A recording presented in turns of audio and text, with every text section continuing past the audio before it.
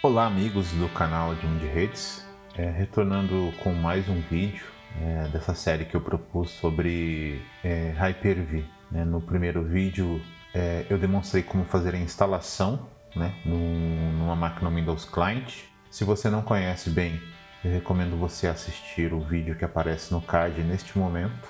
É o primeiro vídeo da série no qual eu demonstro a instalação do Hyper-V. Tá? Nesse segundo vídeo, seguindo uma ordem cronológica, eu demonstro de forma mais detalhada a instalação da máquina virtual. Inicialmente, eu queria somente revisar com vocês as questões dos menus aqui do gerenciador do Hyper-V para o Windows 11, que basicamente é igual também da versão Server. Não existe nenhuma complexidade, não existe inúmeras opções que vai dificultar o uso da ferramenta. Tá? Então, de acordo com o clique que fazemos aqui, nós temos as configurações respectivas do servidor, do core e também do gerenciador. Tá? Tudo isso é replicado sempre no menu lateral, e de acordo com o que você clica no gerenciador ou nas máquinas virtuais depois de criadas, os menus são apresentados em alguns locais aqui para poder facilitar. Tá? Então imagina que num cenário onde você tem muitas máquinas virtuais, você ter esses acessos diferenciados acaba ajudando. Então a gente tem o gerenciador do Hyper-V, que é o gestor, a gente consegue conectar em outros servidores, através de um único gerenciador. Então dá para gerenciar vários servidores Hyper-V de forma centralizada, e clicando abaixo nós temos, normalmente é o nome do seu servidor, o nome da sua máquina, nós temos de fato o servidor Hyper-V. Então nós temos a opção de uma criação rápida, que vai trazer já algumas imagens prontas. Tá? Isso aqui depende de atualização, não vai ser o foco desse vídeo. Tá? A gente tem alguns ambientes aqui prontos para uma criação rápida, como diz, de uma máquina virtual. Então a gente consegue criar um ambiente de desenvolvimento, com Windows 10, tá? Conseguimos criar algumas versões de Ubuntu pré-instaladas aqui, a partir da 18 até a 22.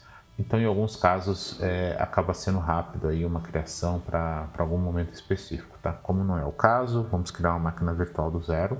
E para este vídeo, assim como diz a thumbnail, eu estarei usando a imagem do Windows Server 2025.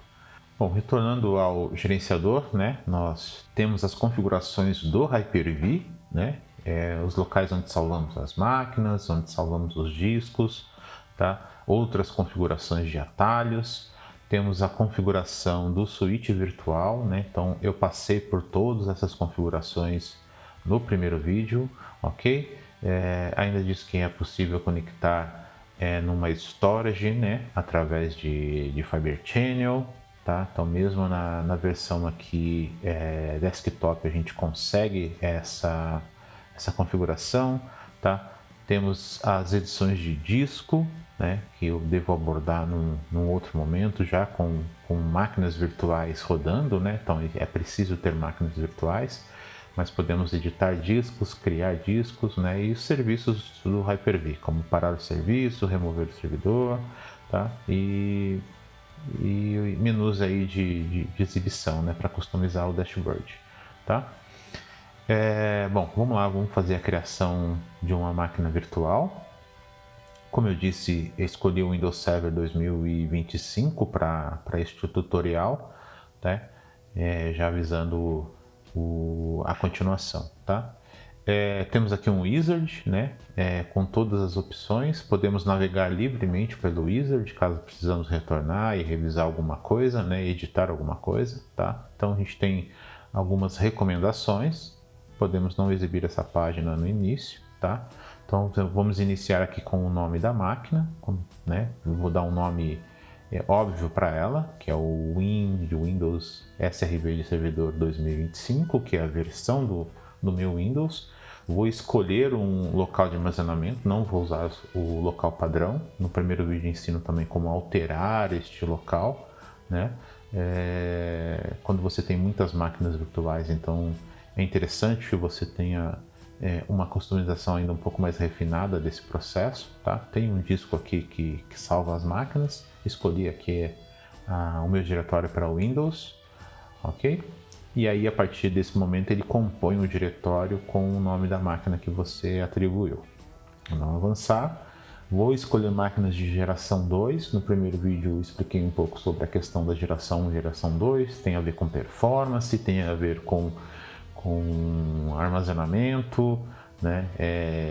Questão de boot seguro, né? Então, ainda você pode, para sistemas operacionais mais antigos, instalar a geração 1, mas no caso, como é um sistema atual, a gente vai para a geração 2. Seguindo aqui, a gente tem as memórias virtuais, tá? Então, eu acho um pouco confusa, né, essa identificação de memória de inicialização, tá? Mas ele usa esse modelo de memória de inicialização para o tamanho total da memória disponível para a máquina, tá? E tem a questão do uso da memória dinâmica, onde você consegue configurar um mínimo e um máximo de memória que essa máquina pode utilizar. Então isso, se você tem um pool, né, um servidor com várias máquinas virtuais, você consegue otimizar o uso das memórias. Configurar a rede virtual. No primeiro vídeo eu demonstrei um pouco mais sobre a questão do switch, tá? Como criar outras redes. Esse vídeo eu gravei até antes daquele outro primeiro vídeo. E agora vamos para a parte do disco virtual. Basicamente ele já traz uma indicação de uma quantidade suficiente para um disco virtual de 127 GB. Lembrando que esse disco ele tem um tamanho flexível, ele vai crescendo de acordo com o uso. Isso traz um pouquinho de decréscimo na questão de performance, né?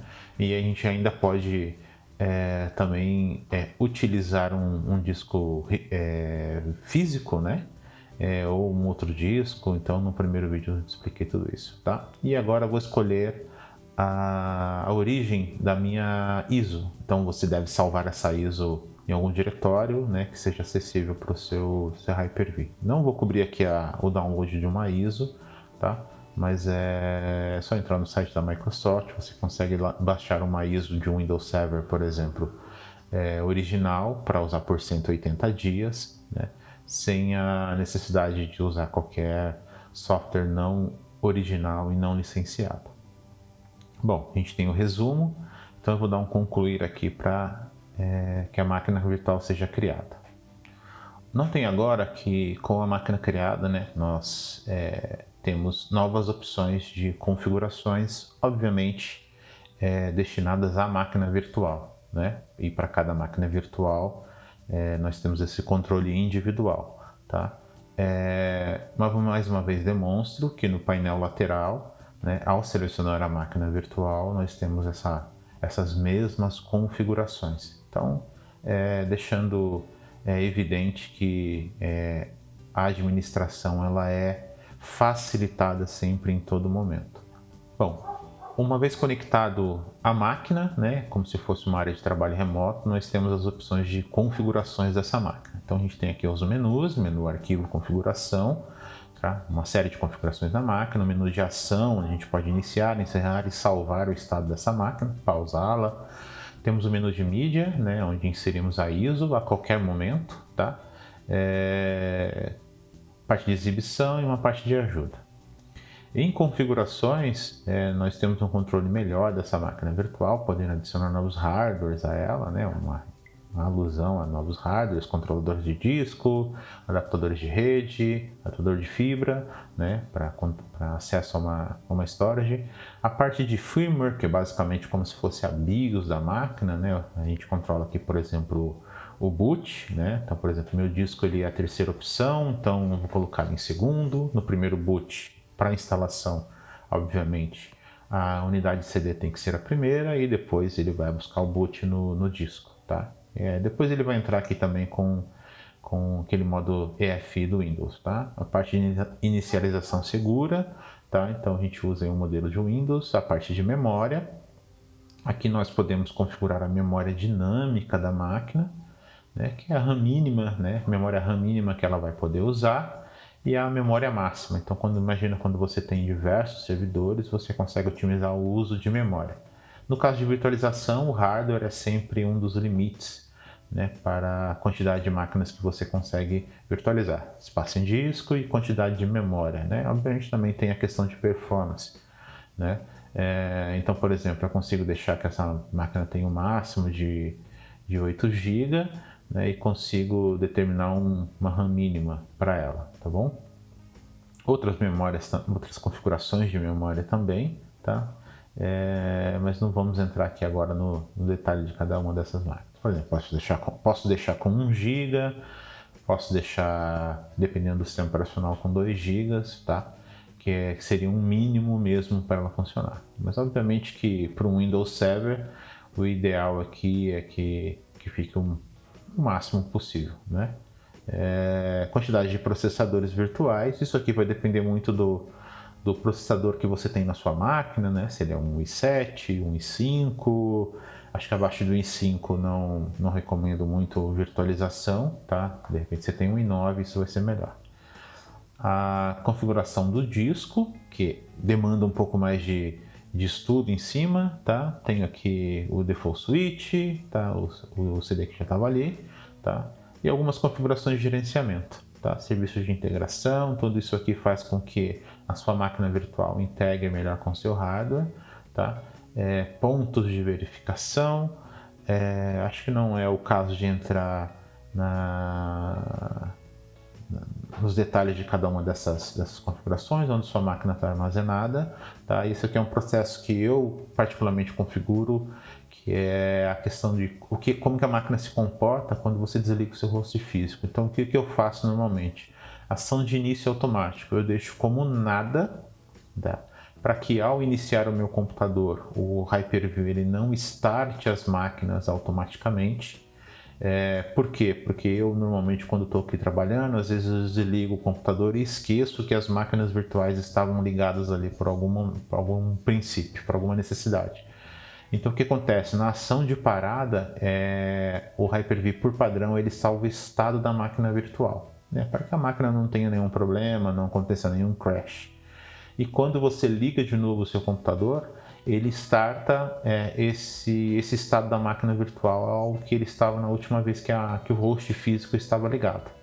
Então, normalmente eu mantenho o salvar estado da máquina virtual ativo, né, e deixo o nada como o padrão de inicialização, ok? Então, bom, iniciar a máquina a gente tem ali o botão de ação, a gente tem o iniciar no geral, né, então todo aquele processo lá. Ao iniciar, rapidamente a gente precisa clicar qualquer tecla do teclado, né, para que o boot aconteça e o tempo é muito curto, tá? Então, como eu disse, estamos utilizando aqui uma ISO do Windows Server 2025 para essa instalação. Então, a partir desse momento, depois de uma longa introdução, eu parto para a instalação do Windows Server, tá? Então, a linguagem de instalação é o Windows, tá? O formato de localização de tempo é o português Brasil, tá? Teclado, vamos selecionar a BNT2, que é o padrão brasileiro para acentuação, para cedilha. No Next. Vou instalar o Windows Server, tá? Não é necessário nesse momento porque não tem nada nesse disco, mas de repente se é uma formatação, tá? Selecionar que tudo será apagado, todos os aplicativos e configurações, tá? Nesse caso não seria necessário, como eu disse.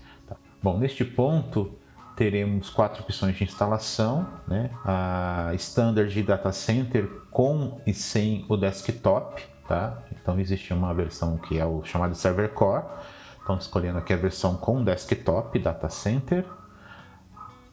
Para a máquina virtual em si não teria muita diferença Standard Data Center, né? Para virtualização sim. O disco, então, ele está me dando aqui a opção que eu tenho de disco. Nós precisamos criar uma partição para esse disco, tá? Podemos particionar nesse momento aqui. Então, de repente, muito da aplicação que você vai precisar para sua máquina virtual. Se você precisa de partições diferentes ou não, tá? No caso aqui eu estou usando uma partição só. E vou dar Next. Então, ele vai instalar o Windows Server Data Center com a versão de desktop. Tá? E ele não precisa fazer nada. Então nesse momento eu dou uma pausa no vídeo, obviamente retorno só com o processo de cópia de arquivo concluído. Pois a cópia e a instalação já está aqui nos momentos finais, né? É bem rápido inclusive, tá? a máquina vai reiniciar automaticamente e a gente parte para o primeiro processo de configuração da instalação, que é o password, né? Então, o usuário padrão já vem como administrator e você vai escolher aí a sua senha inicial para este usuário. Então, existe uma complexidade de senha que tem que ser utilizada aqui, tá? Vamos lá para a finalização.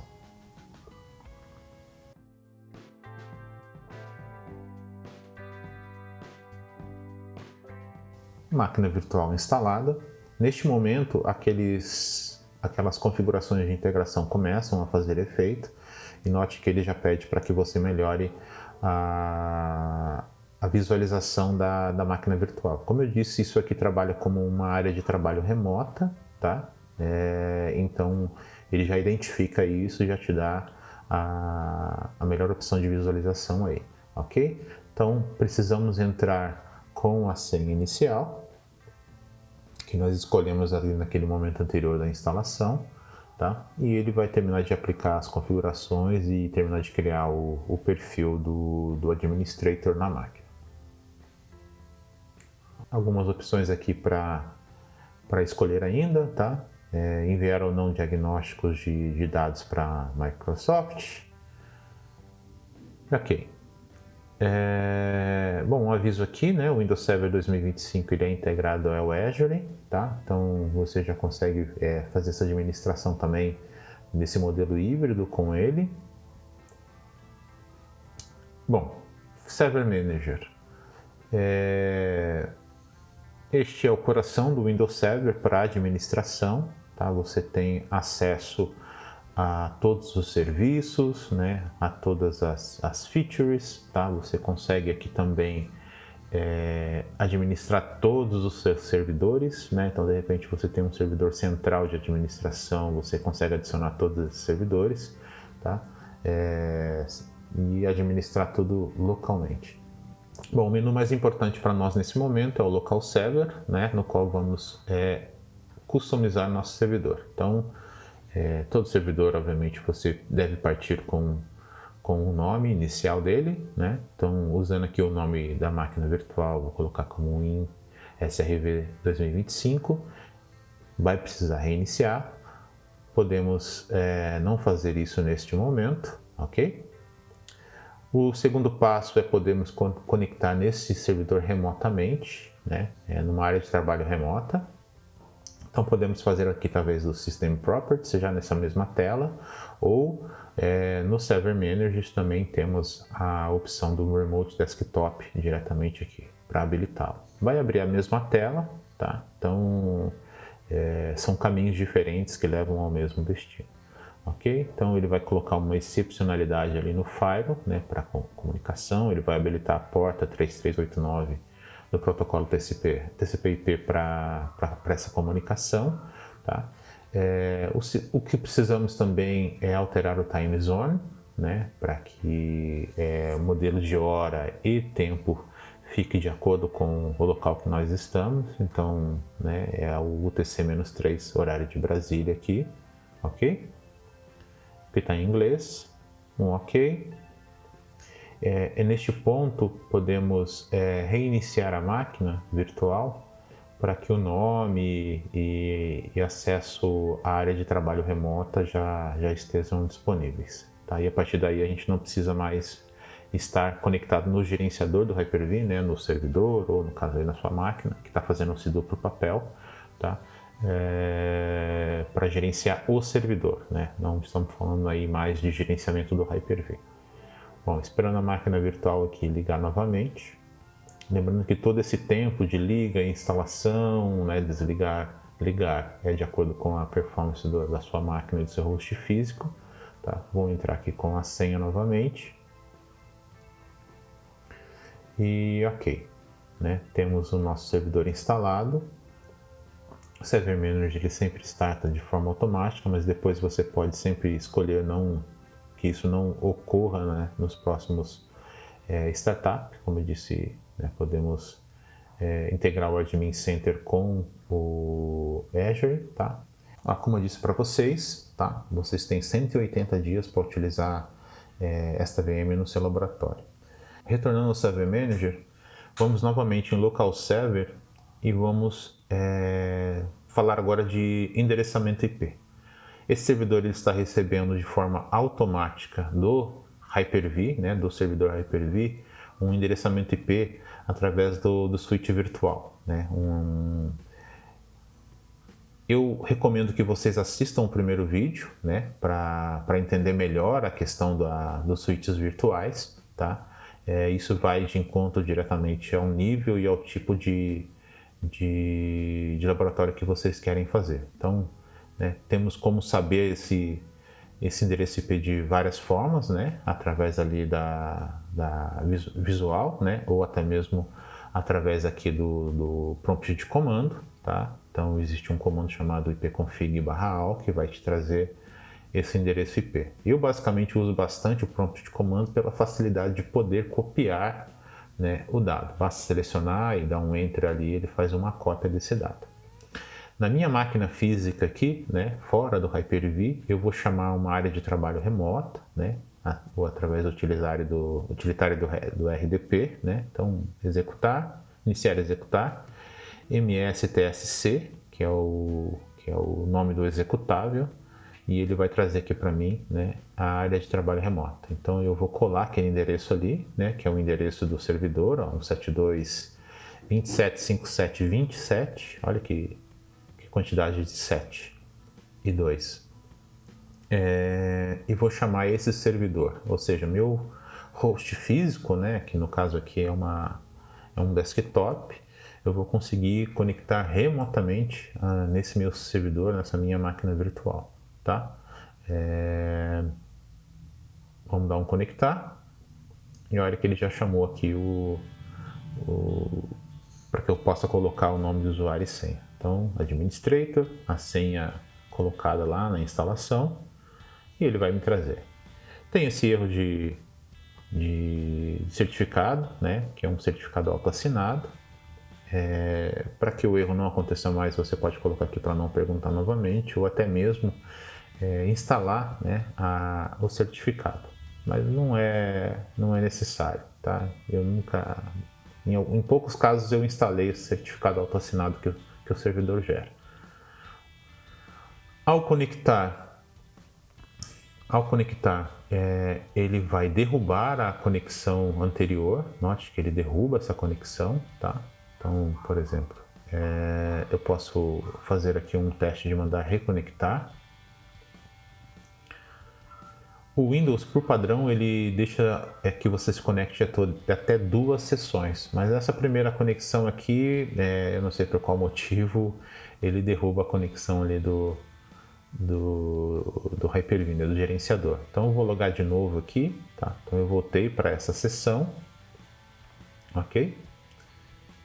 E notem que eu permaneço também com a sessão anterior, né? Então ele me deixa depois disso usar 2 sessões do servidor, como é um padrão do Windows há muitos anos, tá? Você consegue 2 sessões de área de trabalho remota.